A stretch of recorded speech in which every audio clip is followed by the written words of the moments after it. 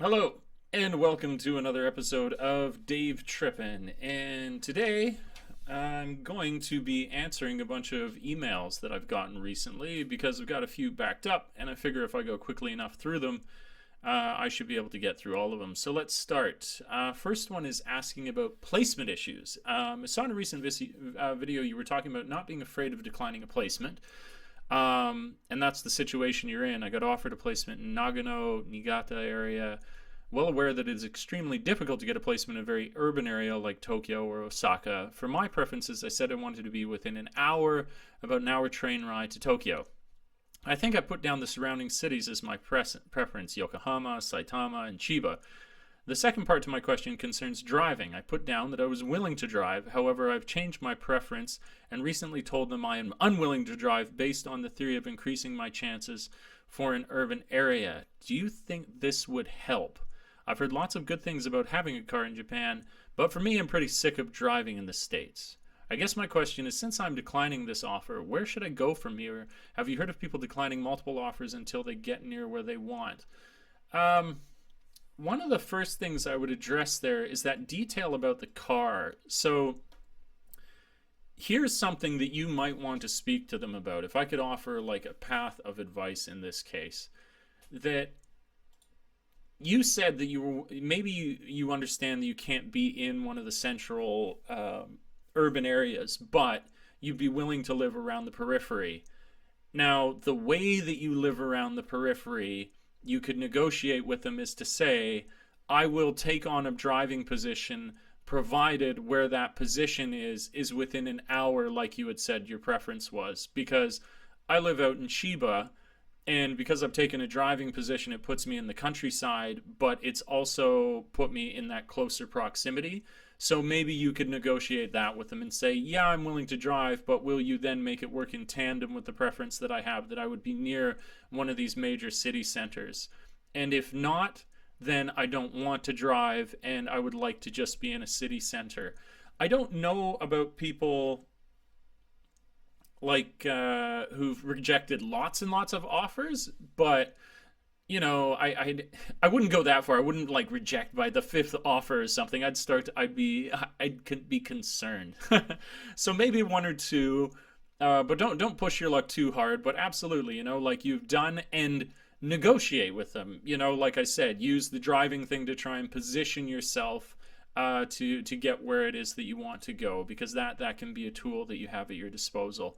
And it's good that you said, yeah, I don't want to go to this area, and there's nothing wrong with that, and more power to you. There should be no issue with that at all. Let's see. Okay, on to the next question. That was the first one. Switching locations. Emailed before, been working for Interact for 3 months. You want to change locations, either be in Kanagawa or Nagano. You're currently in this area. I like most of my schools, and a lot of teachers, but I'm more of a Tokyo person. I was wondering if you think it is better to try to switch with Interact or just apply for other companies in those locations.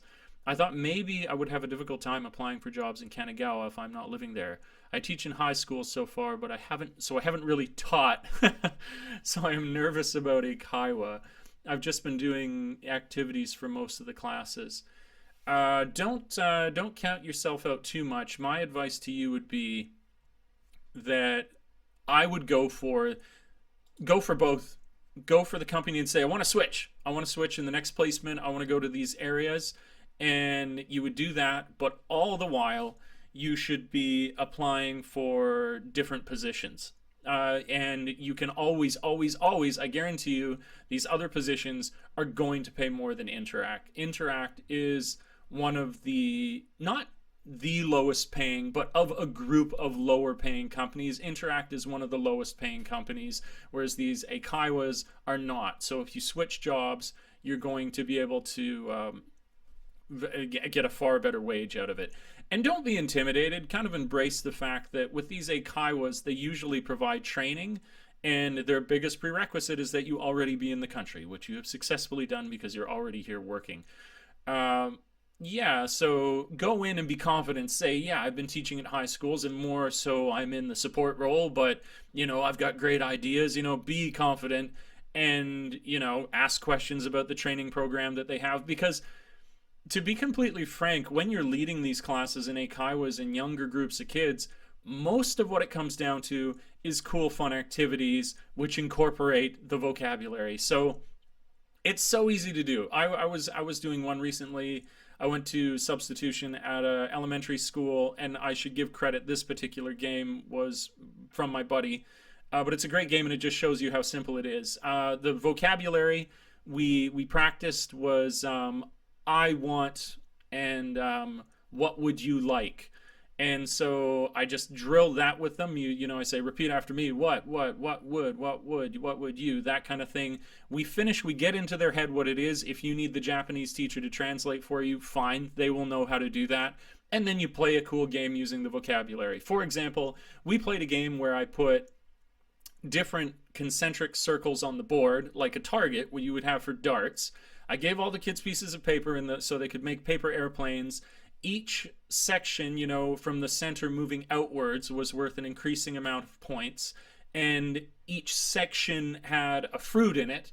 And so it was boys versus girls. They threw a paper airplane at the wall or this target. And if they hit the target, they would get the points for the section that they hit. But before they could get the points, I would say to them, what do you want? And they have to respond with the other side of the vocabulary, which would be strawberries, please, or apples, please, for whatever was in there. So you can see, the basic vocabulary to teach them is easy. And then you're just like, what would be a fun way that we could do this vocabulary? We can do it in relay races. We can do it with dart games. We can do it with anything. More your fear of like teaching at eikaiwas is totally in your head.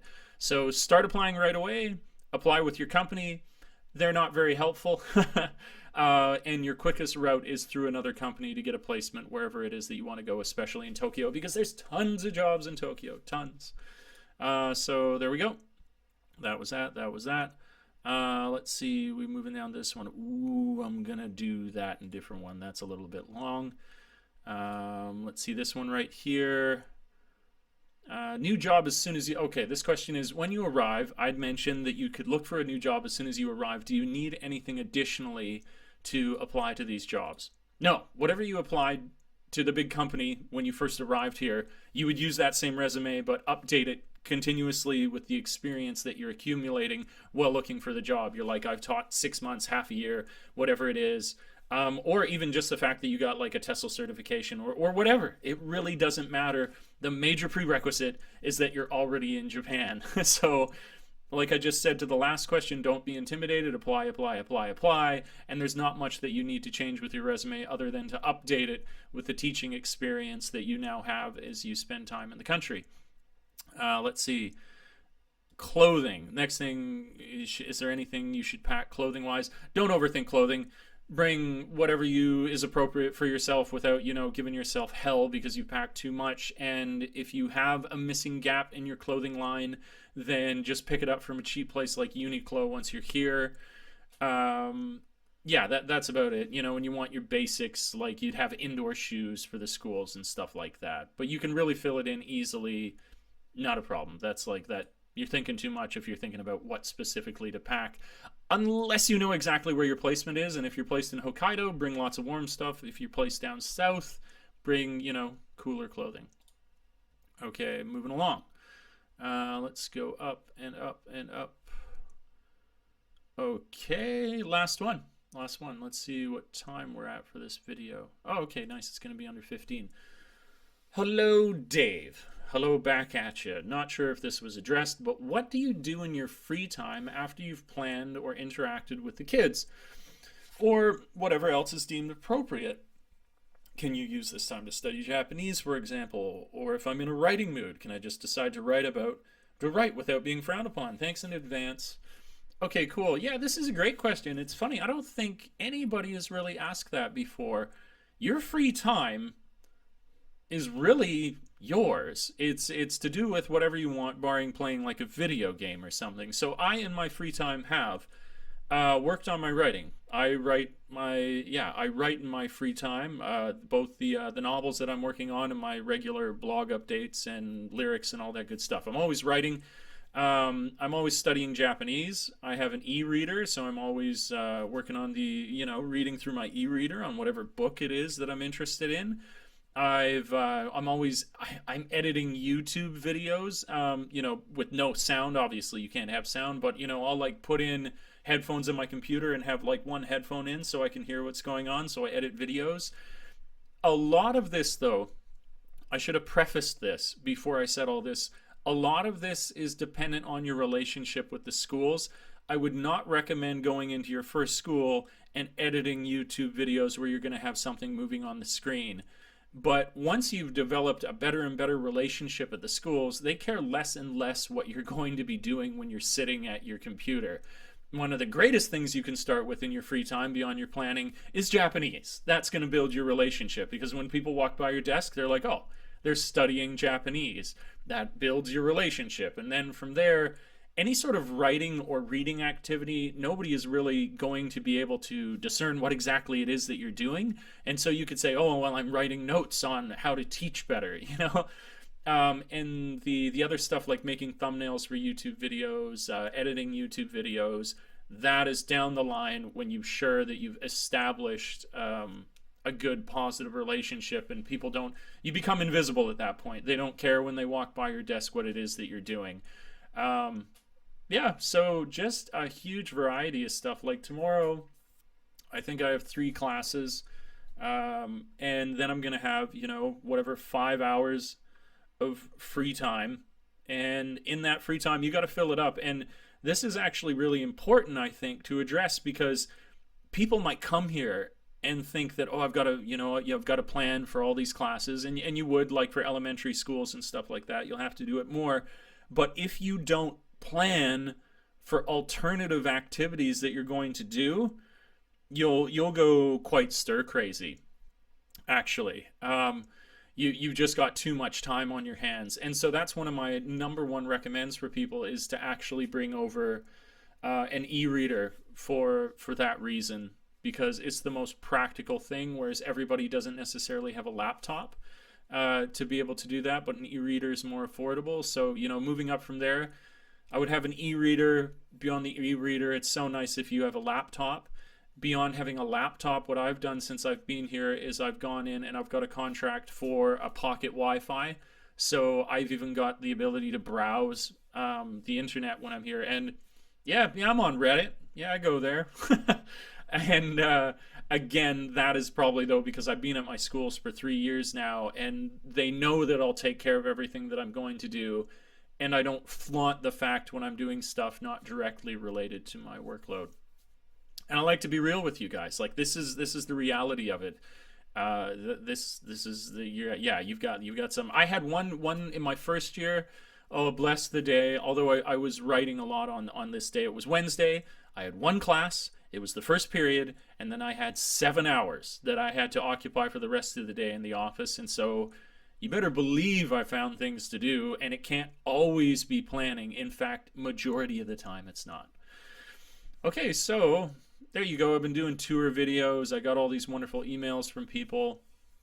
I would ask, actually, I would like to use people's names in these videos more often now. So if you do write me an email, say if you don't want me to use your name, because if you don't say that, then I'll probably start using people's names, because it's almost like a shout out for them. It's like, hey, so-and-so. I don't know. I just like using people's names. It feels more personal, but I've always shied away from that for privacy reasons. But now I will use it unless someone otherwise says, can you keep my name out of the video?